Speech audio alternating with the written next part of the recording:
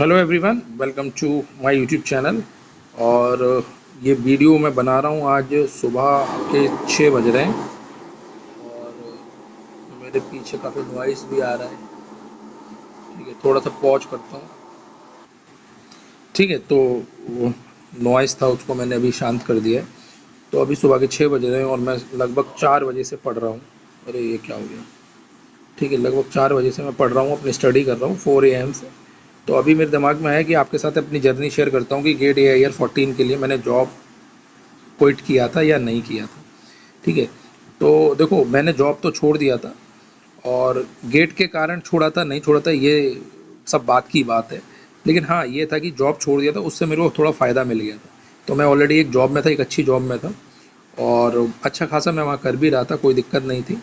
और बढ़िया चल रहा था, गेट इंडस्ट्री में ही था, एक गेट इंस्टीट्यूट से जुड़ा हुआ था, बढ़िया सब कुछ चल रहा था, मज़ा आ रहा था।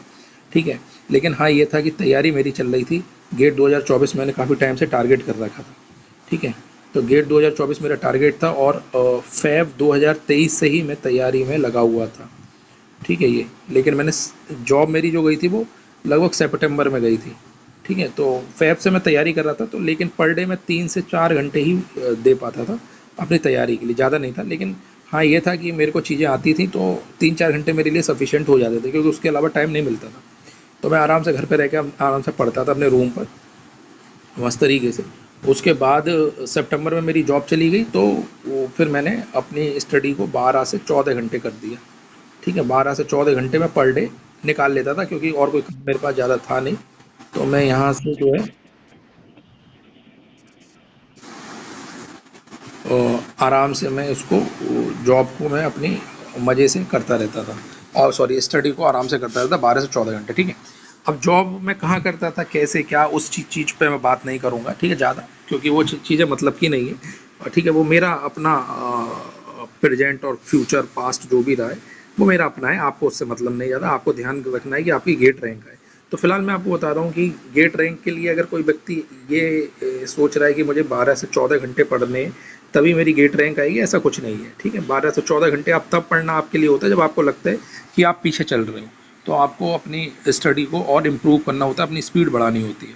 ठीक है, अगर कोई बच्चा अभी से लगेगा और वो 4 घंटे से 6 घंटे पर डे दे रहा है, वो आराम से कर लेगा। लेकिन मुझे ऐसा लगता था कि मैं अगर नहीं पढ़ूंगा 12-14 घंटे तो मेरा सिलेबस हो नहीं पाएगा। ठीक है, क्यों? क्योंकि मैं आपको सच बताऊं तो मैंने अपने माइंड में एक ये रख रखा था कि मैं इस बार AIR अंडर 5 लेकर आऊँ। ये मेरा टारगेट था। ठीक है, अंडर 5। अब इसमें अंडर अंडर नहीं, AIR 1 भी हो सकती है जो मेरा टारगेट हो। लेकिन मेरा बस मेन प्लान यही था 2024 के लिए। ठीक, और AIR अंडर 5 का मैं प्लान बनाया था कि मैं यार कैसे भी करके लाऊंगा, इसलिए मेरे को ज़्यादा से ज़्यादा पढ़ने की नीड थी। और मैं ऑलरेडी इससे पहले भी एक बार AIR 92 ला चुका हूँ, तो मुझे आइडिया था कि किस तरीके से ला सकते हैं। अगर मैं और थोड़ा सा मेहनत करूँगा तो मैं ले आऊँगा। ठीक है, तो लेकिन मैंने एफर्ट पूरा लगाया था, ऐसा मत समझिए मैंने एक नॉर्मल जो स्टूडेंट पढ़ता है मैंने पढ़ा वैसे ही था। अब ऐसा नहीं मत सोचिए कि आपकी 92 रैंक आ चुकी है तो आप को आपको तो पहले से ही पता होगा कि आपकी अब रैंक आ जाएगी। नहीं, ऐसा कुछ नहीं है। अगर मैं नहीं पढ़ूंगा तो मेरी अगली बार क्वालिफाई भी नहीं होगा। तो गेट का एग्ज़ाम ऐसा है कि जिसके लिए आपको उतनी मेहनत करनी पड़ेगी जितनी एक नॉर्मल स्टूडेंट कर रहा है, या ड्रॉपर कर रहा है, या फिर जो 2-3 साल से पढ़ रहा है, बराबर मेहनत करनी पड़ेगी। ठीक है, ये बस हाँ थोड़ा एडवांटेज हो जाता है कि आपको चीज़ें पहले से आती हैं तो थोड़ा समझने में आसानी हो जाती है, बस इतना ही होता है और कुछ नहीं है। तो इस चीज़ का आप खास ख्याल रखेंगे कि जो है मेन कुछ भी हो जाए, ठीक है, मेरे को पढ़ना पड़ेगा। अब मैंने रैंक 14 लाया हूँ, तो मैं आपको बता रहा हूँ अपनी स्टोरी। तो इस स्टोरी से आप ये सोच सकते हैं कि मैं ऑलरेडी गेट इंडस्ट्री से जुड़ा हुआ था। उसके साथ साथ मैं पहले भी अंडर 100 ला चुका हूँ। और उसके अलावा अगर मुझे और अच्छी रैंक लानी है तो मुझे फिर पढ़ना पड़ रहा है 12 से 14 घंटे। आप ये समझ रहे हो? तो मेन पॉइंट ये है, इसलिए मैं ये वीडियो बना रहा हूँ आपको दिखाने के लिए कि 12 से 14 घंटे मतलब मैं पढ़ रहा हूँ, इसका मतलब ये है कि आप मेरा डेडिकेशन देखिए। आप ये मत देखिए कि 12 से 14 घंटे मैं पढ़ रहा हूँ, आप ये देखिए कि 12 घंटे पढ़ने के लिए भी डेडिकेशन कितना चाहिए, डिसिप्लिन कितना चाहिए। तो आप ये मत देखिए कि 12 घंटे पढ़ रहा हूँ, आप ये देखिए डिसिप्लिन कितना है। तो डिसिप्लिन और डेडिकेशन ये दो चीज़ें हैं जहाँ से आपकी रैंक आ सकती है। और तीसरी चीज़ है कंसिस्टेंसी, आप डेली करेंगे तब आप जाके अपने आप को कोप अप कर पाएंगे। तो ये चीज़ आपको समझने वाली है यहाँ से। तो मेरा काम ये बताना है आपको कि बेटा जितना भी हो सके, जितना भी टाइम मिले सारा टाइम स्टडी में डिवोट करो अगर तुमको रैंक लाना है। ठीक है, बहुत सारे बच्चे उल्टे तरीके क्वेश्चन मुझसे करते हैं कि सर मैं 4-6 घंटे पढ़ लूँ तो क्या मेरा रैंक आ जाएगा। भाई तुम 6 मिनट पढ़ो, ठीक है, या फिर तुम 600 घंटे पढ़ो, तभी भी कोई गारंटी नहीं है, ठीक है, कि तुम्हारी रैंक आ जाए। ये अपने ऊपर है कि आप किस तरीके से पढ़ रहे हो। कम से कम 3 से 4 घंटे की सिटिंग तो लगाओ पहले। और जब आप देखो अपने माइंड में एक रैंक एज्यूम कर लो, जब भी तैयारी करो एक रैंक एज्यूम कर लो। जैसे आपने रैंक एज्यूम करी कि मेरी 100 के अंदर लाना है मुझे, तो 100 के अंदर लाना है तो उसके जैसी मेहनत भी करनी पड़ेगी 100 के लिए। ऐसा नहीं है कि तुमने सोच लिया और तुम्हारी रैंक आ गई।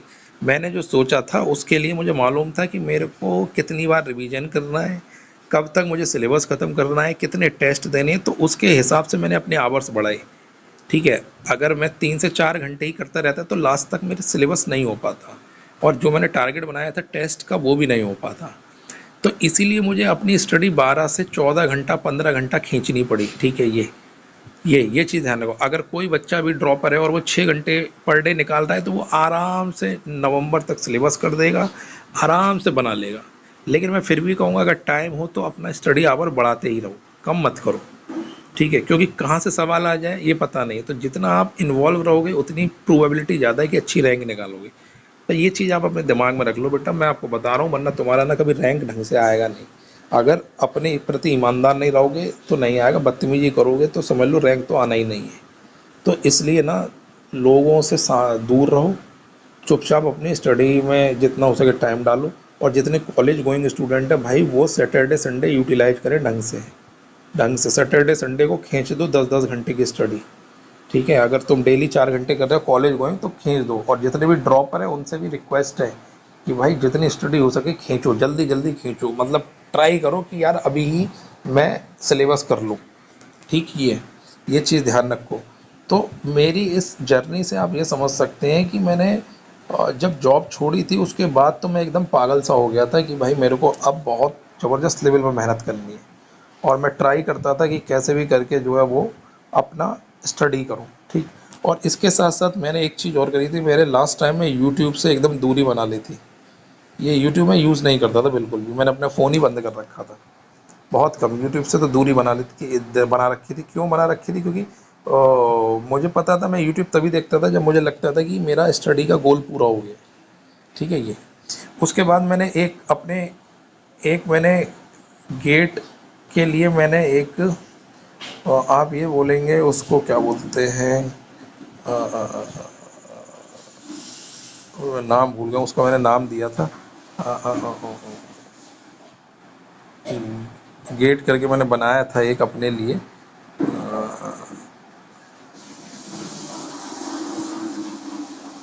ये मैंने 2023 वाले स्टूडेंट को भी दिया था। हाँ, गेट जनरल करके, एक गेट जनरल करके मैंने बनाया था एक अपने लिए, गेट जनरल। ये गेट जनरल क्या था मैं आपको बताऊँ। गेट जनरल के लिए मैंने एक टाइम टेबल टाइप का बनाया था, जिसमें मैं एक अपने शेयर कर दूंगा आप लोगों को, अगर चाहिए तो मुझे कमेंट कर देना, मैं शेयर कर दूंगा अपने व्हाट्सअप ग्रुप में। आप लोग ज्वाइन कर लीजिएगा व्हाट्सअप ग्रुप। वो इसीलिए बनाया है क्योंकि 2025 में काफ़ी बच्चे क्वेरी कर रहे थे कि उनको रैंक अच्छा लाना है तो गाइड करिए। तो मैंने अपने गाइडेंस के लिए बनाया है, जिसमें मैं उन सब बच्चों को गाइड करूँ जो वाकई अंडर 100 रैंक लाना चाहते हैं। ठीक है, जिसके लिए कोई मैं फ़ीस तो लेता नहीं। क्या फ़ीस लूँगा आप लोगों से? आपका रैंक आ जाए यही फ़ीस है। ठीक है, तो गेट जनरल करके मैंने एक बनाया था। ठीक है, उसमें मैं अपनी डेली एक्टिविटी नोट करता था। ठीक है, डेली एक्टिविटी, और बड़ा अच्छा था। तो उसको ना मैं हर 7 दिन बाद इवैल्यूएट करता था, हर 7 डेज़ पर इवैल्यूएट करता था। तो मुझे पता चलता था कि अच्छा इतना मैंने स्टडी कर लिया, अभी और करना है। तो बड़ा मज़ा आता था उसको इवैल्यूएट करने में, क्योंकि उसमें अपनी सारी कमियाँ रखता था मैं, सारी कमियाँ, सारी खूबियाँ, पर डे कितना स्टडी कर रहा हूँ, उसके प्रति मैं ईमानदार रहता था। तो मुझे पता चल जाता था कि क्या है, कितने टेस्ट लगाने, टेस्ट दिया नहीं दिया, वो सब मैंने बना के रखा था। मैं देखूंगा कि वो कहाँ पड़ा हुआ है, उसको निकालूंगा मैं एक बार और शेयर करूंगा आप लोगों के साथ, आप लोग उसको यूज़ करना। ठीक है, तो यहाँ पर ये चीज़ ध्यान रखनी है हमको कि मैं जो आपको चीज़ें बता रहा हूँ वो ये है कि आपको अपनी परफॉर्मेंस इवेल्युएट करते चलनी है, प्लस आपको स्टडी में जितना हो सके उतना टाइम डालिए। ठीक है, ये स्टडी में अगर आप फ्री हैं तो टाइम डालिए। देखो बेटा एक बात कहूँ, अगर अगर ना रैंक लानी है तो अपने आप को ना, अपने दिमाग को भी उस हिसाब से चलाना होगा।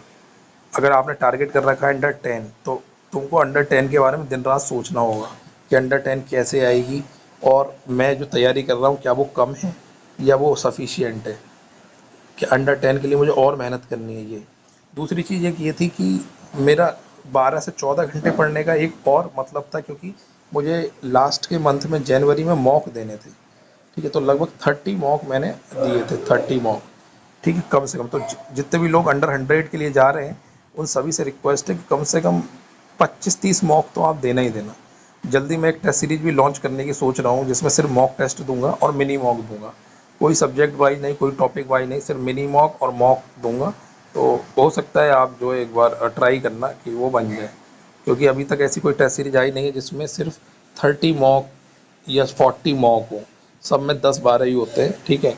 तो मैं ट्राई कर रहा हूँ कि 30 मॉक 40 मॉक का एक ईसी इलेक्ट्रिकल के लिए टेस्ट सीरीज बनाऊँ, और अच्छे क्वालिटी क्वेश्चन डालूँ। काम तो कर रहा हूँ मैं उस पर, अब देखते हैं क्या होता है, ठीक है। पढ़ता भी हूँ मैं उन सब चीज़ों के लिए, अभी आपको बताया भी था सुबह 4 बजे से पढ़ रहा हूँ, तो वो चीज़ें मैं निकाल के रख रहा था। तो अभी सोचा कि आपको बताता हूँ कि यार कैसे कैसे करना है।